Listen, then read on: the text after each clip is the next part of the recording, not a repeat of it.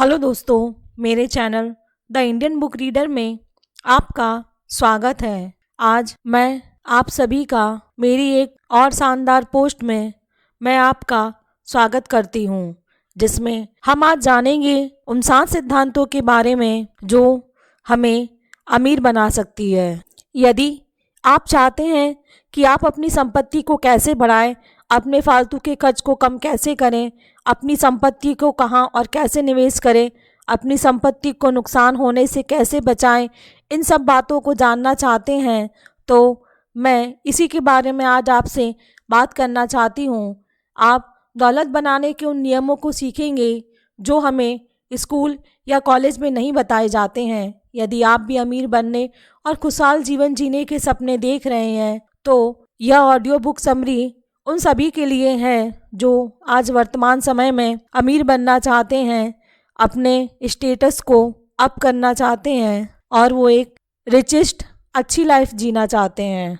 मैं ऐसी ही audio book summary के बारे में बात करना चाहती हूँ जिसका नाम है the richest man in Babylon, जिसके राइटर हैं जॉर्ज एस कैल्सन। कैल्सन का जन्म लुइसियाना मिसौरी में 7 नवंबर सन 1874 को हुआ था।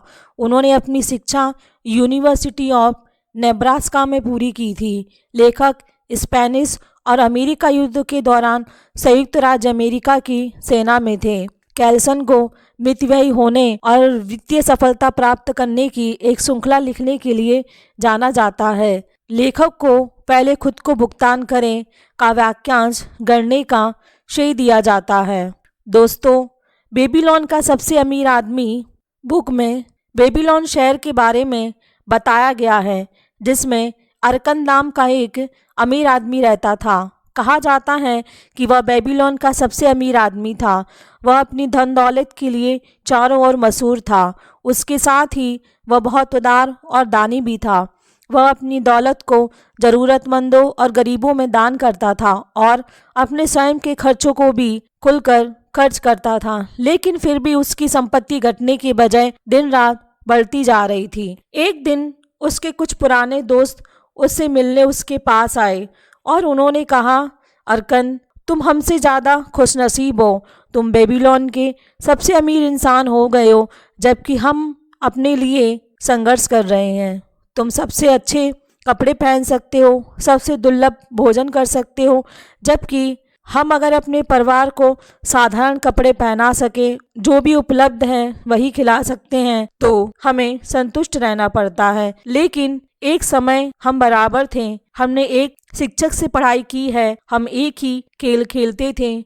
तो हमसे पढ़ाई में और खेल में बेहतरीन नहीं थे और तब के सालों में तुम सबसे ज़्यादा सम्मानजनक नागरिक नहीं रहे हो। अरकत के दोस्त उनसे कहते हैं कि तुमने हमसे ज़्यादा मेहनत भी नहीं की है। तब ऐसा क्यों है कि सौभाग्य है तुम्हें सारी चीज़ें दे डाली हैं और हमें अनदेखा कर दिया है, जबकि हम सभी बराबर अधिकारी हैं। तब अरकत ने उन्हें डांटा और कहा, युवावस्था से अब तक के सालों में तुम दाल रोटी के अलावा तुम और कुछ नहीं कमा सके, तो इसका कारण है कि तुमने उन नियमों को नहीं सीखा और नहीं जाना जिससे संपत्ति बनती है। उनके दोस्तों के आग्रह करने पर अरकत ने उन्हें अमीर बनने और संपत्ति बनाने के उन नियमों के बारे में बताया जो उन्हें सीखने थे और जिनकी बदौलत वह अमीर बने थे।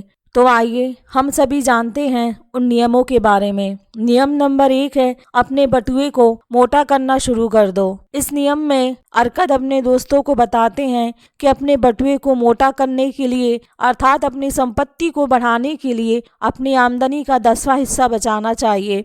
इससे हमारा पर्स जल्दी ही मोटा हो जाएगा। अरकत ने बताया, मैंने भी इस तरीके से शुरुआत की थी और आमदनी में से हर रोज मैं अपना 10वां हिस्सा बचाता था। अरकत ने एक उदाहरण देते हुए बताया, यदि आप अपने बास्केट में रोज सुबह 10 अंडे डालें और हर शाम 9 अंडे निकालें तो क्या होगा? एक समय बाद वह भर जाएगा। इसलिए यही जरूरी है कि हमें अपनी आमदनी का 10वां हिस्सा जरूर बचाना चाहिए। इससे एक तो हमारा पर्स मोटा हो जाएगा और हमारे पैसे बचाने की आदत भी बढ़ जाएगी। नियम नंबर 2 है, अपने खर्चों पर नियंत्रण करें। अरकत ने संपत्ति बनाने के अपने दूसरे नियम में यह बताया है कि हमें अपने खर्चों पर नियंत्रण रखना चाहिए। हमारे दैनिक जीवन में ऐसे अनेक खर्चे हैं जिनमें से कुछ खर्चे ऐसे हैं जो जरूरी नहीं हैं। हमें उन खर्चों को पहचानना है और उन्हें रोकना है। आपको हमेशा अपने खर्च के लिए पैसों की 100% तुष्टि मिलनी चाहिए। अरकत बताते हैं,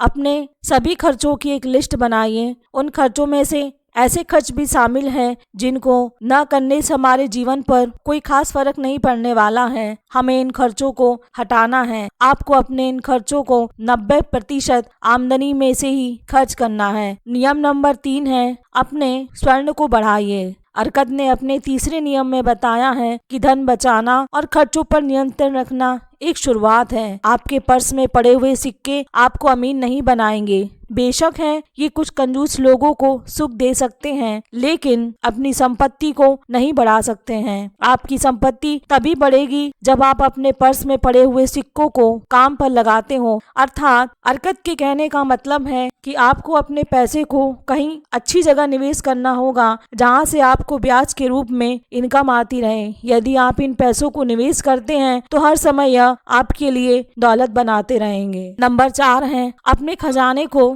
नुकसान से बचाइए। अमीर बनने के अपने चौथे सिद्धांत में अरकत बताते हैं कि सबसे पहले यह जरूरी है कि हमारा मूलधन सुरक्षित रहे। हमें जल्दी अमीर बनने के चक्कर में अपने पैसों को ऐसी जगह निवेश नहीं करना चाहिए जहां मूलधन भी डूबने का खतरा हो। निवेश करने से पहले हमें अवश्य जांच पड़ताल करनी चाहिए और ज्यादा कमाई के लालच में न पड़कर ऐसी जगह निवेश करना चाहिए जहां हमारा मूलधन तो सुरक्षित रहे और साथ ही हमें इसके अतिरिक्त आमदनी भी होती रहे। नंबर 5 है, अपने आवास को लाभकारी निवेश में बदलें। अगर एक इंसान अपनी आमदनी का 90% जिंदगी जीने और आनंद उठाने के लिए रखे, अगर इस पैसे का कोई हिस्सा बिना परेशानी के किसी लाभदायक निवेश में डाले जा सके तो उसके खजाने तेजी से बढ़ेंगे। ऐसा अरकत ने 5वें नियम में बताया है। अरकत ने बताया कि इंसान को अपने घर का मालिक बनना चाहिए। उसके पास अपना खुद का एक मकान होना चाहिए जिसमें वह और उसका परिवार रह सके।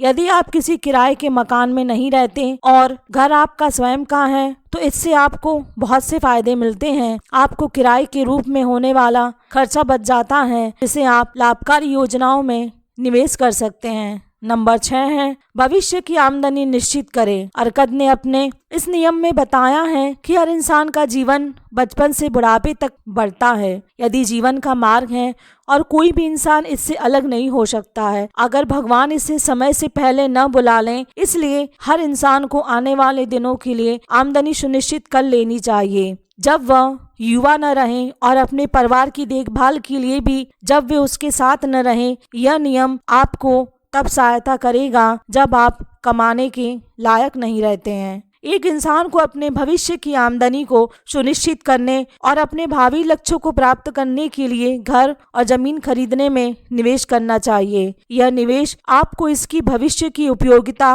और कीमत को ध्यान में रखकर ही करना चाहिए। इसके अलावा वह किसी अन्य स्रोतों में भी निवेश कर सकता है जहां से भविष्य में अच्छी आमदनी आने का चांस हो। नियम नंबर 7 है, अपने कमाने की क्षमता बढ़ाएं। संपत्ति बढ़ाने के अपने 7वें नियम में अरकत बताते हैं, जितना ज्यादा सीखते हैं हम उतना ज्यादा कमाते हैं। जो इंसान अपने काम को सीखने में ज्यादा मेहनत करता है उसे उतना ही पुरस्कार मिलता है। अगर वह कारीगर है तो उसे औजार सीखने चाहिए जिससे वह ज्यादा कुशल बन सके। अगर वह कानून या उपचारक का काम करता है तो उसे लोगों के साथ अपना ज्ञान बांटना चाहिए। अगर वह व्यापारी है तो उसे बेहतर सामान कम दामों में खरीदना चाहिए। हमें अपनी क्षमता बढ़ाने पर ध्यान देना चाहिए जिससे हम और अधिक कमा सकें और जल्दी अमीर बन सकें।